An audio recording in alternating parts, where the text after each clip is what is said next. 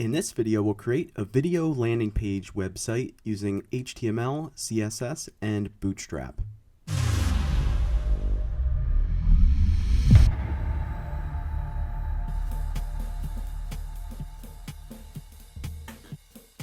Okay guys, so before we get started, I want to thank all of you that subscribed and liked the last video that I put out. If you can do the same by liking this video, I would really appreciate it. So the last few videos that I put out have covered the theme from my Udemy course, and the first video that we did was covering the original Nuno theme, and then we covered the image slider version, and in this video we're going to cover the video landing page version, but we're going to use a different background video from the actual Udemy course, which you can find a link to in the video description. Now, as you can see in the background, we have our video landing page here on my computer, but it also works on mobile phones with iOS and the iPhone, for example, which is really great because it's not that easy with video landings. All right, so at the top you see we have the nav bar with the Nuno logo that we've been using, and then we have the video landing page, which is going to stay fixed in the background position. And then we have some content displaying on top of it, including the Get Started button, which will link to just some dummy content down here that links to my Udemy course for the Nuno theme. And as we size the web page down, once we get to 768 pixels, the heading and button content displaying on top of the video background will resize, but the video background itself will keep playing no matter what width the screen is.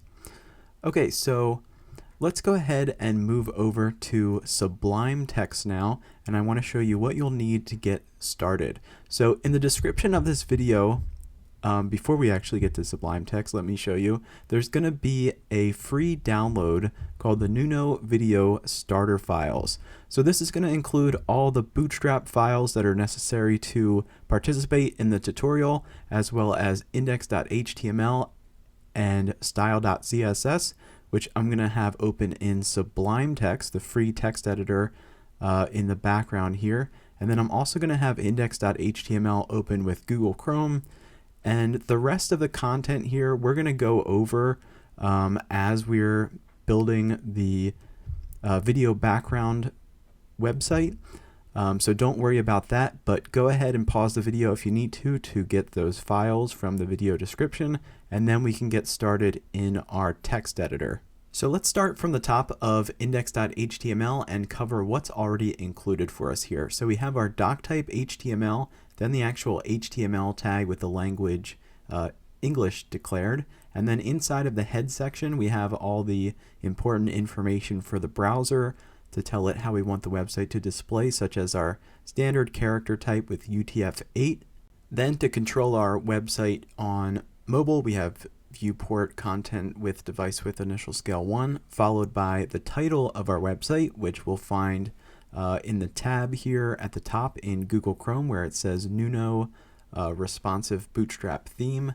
And then underneath that we have a link to the Bootstrap CSS file. And then we have a link to the style.css file that we also have open in Sublime Text, which we can see the tab for at the top here. And then the last style sheet we're linking to is fixed.css inside of the CSS folder. And what that does is that's going to take care of some really specific CSS to make it so the video background landing page can display on iOS or Apple cell phones and devices. So at the bottom of the body section, we have a link to our script files, starting with the jQuery file. And then we have a link to the Bootstrap.js file, which is inside of the Bootstrap folder here, and then the JS folder, as you can see right here. And then the CSS folder is in here as well, which I didn't mention when we were covering the Bootstrap min CSS file from the head section earlier. Then, of course, we have the logo image at the top, and also inside of the starter files, we have the stars background video, that we'll be referencing as we go through the tutorial. So here, also included in the starter files, is the dummy content linking to my Udemy course, and then we have a little bit of CSS for that layout that we see right here. It's just basically a centered Bootstrap column with some heading text, paragraph text, and then a button. Okay, and then as you can see, the Get Started button will link us to that ID for that section there. Also, inside of the style.css file, we have all the different Bootstrap breakpoints, and we're just going to be using the medium screen breakpoint at 768 pixels, but you can use that as a reference for future websites that you want to build if you want to stick with Bootstrap. So let's go ahead and move back over to index.html and drop down underneath the body section, and let's take care of the little nav bar that's at the top of the website and includes the logo that we're seeing.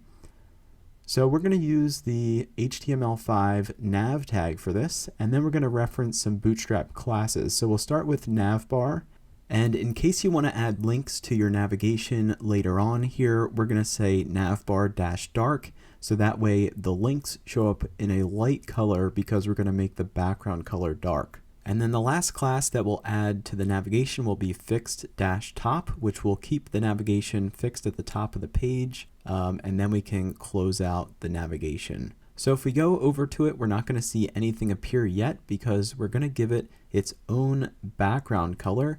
Normally you'd just say bg-dark as a class to give it a dark background color to start with. Okay, so now let's go ahead and add the Nuno logo that we're seeing at the top there, and we'll start that off inside of the nav tag with an anchor tag. So we'll say a class, and the class we're going to give it is called navbar-brand, which is standard to add logos to Bootstrap navigations. And then to center it, we're going to use the class mx-auto as opposed to ml-auto, for example, which will make it off to the right. And then for the actual link, we're just going to leave it blank for right now. But inside of it, we're going to add the image, which if you remember from the starter files is just nuno.png. And then to keep with W3 standards, with W3 validator, we'll just say alt, and we can leave that blank and close out our A tag. So now if we go and refresh, we have the logo kind of appearing for us, but since it has a white background to it, we're not able to see much of it. So let's move over to style.css and add a little styling so we can see the nav bar before we get to the video background part of the website. So if we go over to Google Font and do a search for Google Font Lato, I'm just going to select that font and then hit Family Selected, Customize, and let's give it a bold shade. And then let's go down to Import, and I'm just going to grab this @import URL to add the Google font to our style sheet here. And then let's go ahead and style the body of the website. So we're just going to say overflow X hidden to make sure that no content overflows outside of the page. And then let's go ahead and declare our font family that we added from Google Font with the Lato font. And then I'm just going to give the text a color, which we see with the white background here, just to make it a little bit softer than a black shade, with a dark sort of blue-gray with the hex value 505962. Alright, so once we've done that, now we can move on to styling the nav bar. So let's go ahead and reference the navbar class that we added here with .navbar, since it's a class rather than an ID where we use a hashtag, and then we'll say background, and then red, green, blue, alpha, and we're going to give it all black with all zeros, and then we'll make it 40% transparent with 0.6. Okay, so there we have it, except for our logo's kind of big. So we're going to make that half the size by referencing the navbar-brand class here. And we're going to say height to rem. And then we'll also need to reference the image. Okay, so there we have it with our navbar and the logo displaying how we want. So let's drop down to the HTML for the actual video background just underneath the nav tag. So we're going to reference a couple of classes here that are used in the fixed.css file that I referenced earlier while we were going over the starter files. And as I said, that file is going to take care of some really specific CSS for us to get the video background displaying on mobile. So we're going to say div class video-background, and then inside of that we're going to have a second class called video-wrap, and then we'll have a third div, but we're going to make this an ID that's just called video. And then we can drop down and close out these divs. Okay, and then inside of that we'll have our actual video tag. So we're going to say video, and we're going to give this an ID that we're just going to call bgvid. So this isn't a Bootstrap class, nor are any of these video class or div references. Now, for the background image, we're going to need to add the source for it. So we're going to use the source tag here. And then for the actual source, we'll reference the stars.mp4 video file from the starter files, which, if you remember, is this file right here, which is just the sky on repeat with the stars. And then we'll say type video/mp4. Okay, so let's go ahead and refresh in Google Chrome with the file that we've been working on. And as we can see, there we have the video in the background, but it's still, and it's not moving yet. So what we're going to need to do is add some attributes to the video tag here. So we're going to start with autoplay, and then we'll say loop and muted. And with those, if we refresh, there we have the background video playing, but we're going to need to add one more attribute to get it to display on mobile or tablets. And that's going to be plays in line. So without that, you're going to have it have some trouble with it playing across as many devices as you might want it to play across. Okay, so now that we have our video background added, what we're going to do is add some additional styling to it so you can customize it later. And so we can add sort of a dark overlay on top of it to get the white text appearing and stand out better. So let's go ahead and reference the div class video background. So in style.css, we'll reference the class, and then we're going to say position relative, but the actual video background, if you go to the fix.css file, you'll see position fixed for the video tag itself, which you can change to relative if you don't want it to stay fixed. But we're going to go ahead and give it a width of 100%, and then we're going to say minimum height 100 vertical height to make sure that it stays at a full screen landing page. And it's subtle, but it did reposition the background image, or background video rather, a little bit there. So if we said absolute here, for example, it's just going to stay sort of fixed and it won't allow for the scrolling. But if we say relative, we can scroll up, as you see right there. Okay, so let's add sort of a background overlay to it to make it a little bit darker and have our white text pop out more. So we're going to say background-color, and then red, green, blue, alpha, And then we're going to make this 100% black also, but we'll give it an 80% transparency with 0.2. So we just have 20% of the black showing up. And it's a little bit darker now. You might not be able to tell it unless we make it extra dark with 0.5, for example, there. But we want it to be just subtle to get the white text to show up more. So let's go ahead and move back over to index.html and add the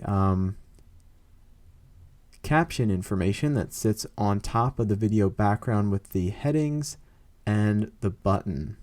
So we're going to go ahead and put those inside of a class that we're just going to call div class caption. And then we can close it out. And inside of that, for the first bit of text, we'll have it in a heading 1. And to save some time, I'll just copy it and paste it here. So as we know, heading 1s are the largest and heading 6 are the smallest. So this one is going to be sort of medium in size with a heading 3 for the text in the middle. And then for the button underneath that, we'll use an A tag and we'll say class btn. And then these are Bootstrap button classes, btn-outline-light, which will make it sort of see-through button with the light white outline. And then we'll make this a large button with btn LG as opposed to MD or SM for small and medium. And then we're going to link this to the course ID down here. So we'll just start with a hashtag for the ID and then say course. And then of course we'll need the text inside of the button. So I'll just write get started. Okay, so let's go ahead and save it. And there we have our text appearing, but it's appearing underneath the landing page and it's not centered. So we can take care of that with text-center here. And it's kind of hard to see the button right now, but let's go ahead and reposition it in style.css. So the first thing that we're going to reference is the caption class. And we're going to say position absolute so we can place it wherever we want on the page. And what we're going to do now is we're going to make it appear sort of in the middle of the page on load. So we're going to say top 38%. And then it's kind of off to the left. So we'll need to give it a width of 100%. So it centers full page.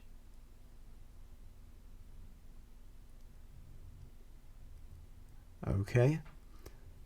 And then we can add our color to both of the headings using the caption class. So let's go ahead and just say color white.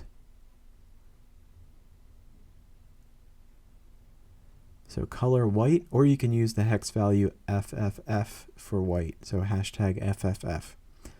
Okay, so now we have it displaying in white, and let's go ahead and just add a little bit of styling to the headings and the button themselves. So we'll say dot caption and then H1 for the first bit of text, and we'll give it a font size of 3 rem. And if you're unfamiliar with rem, that's a standard metric with Bootstrap. 1 rem is equal to 16 pixels, which is the default font size for Google Chrome, for example. And then we're going to say font weight 700 because we added that to the Google font at the top. We can use that font weight for bold text. And then let's go ahead and space the characters out a little bit with letter spacing 0.2 rem, which is a little over 3 pixels in size. And then let's add some text shadow to make the white text pop a little more.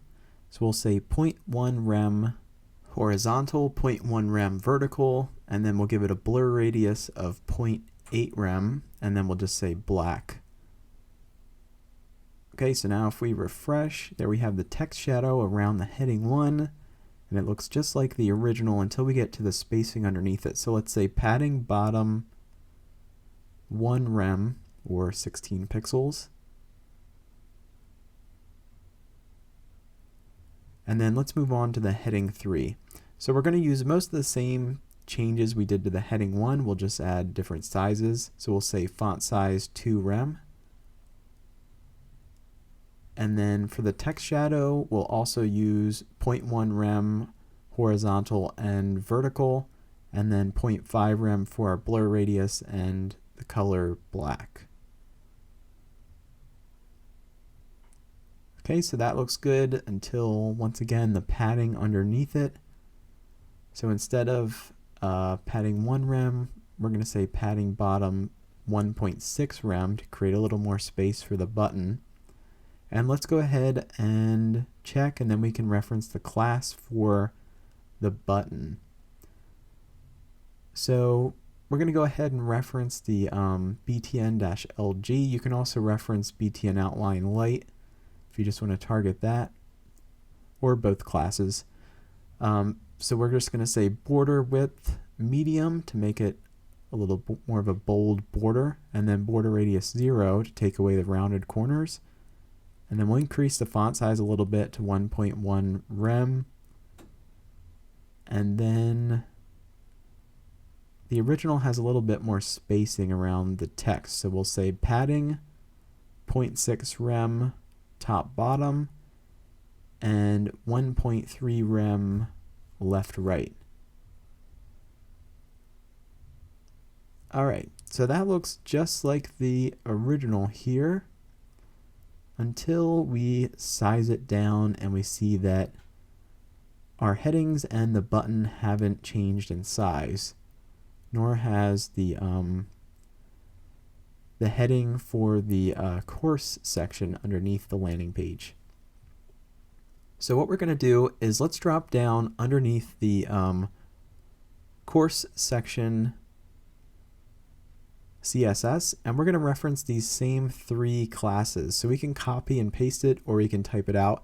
So we're going to say at media, and then in parentheses max width 768 pixels. You could also do 767 for max width to match up with the Bootstrap breakpoints. And if you're pasting in these classes, let's get rid of the font weight, the text shadow, and that's good for the heading 1. And then for the heading 3, let's get rid of the text shadow.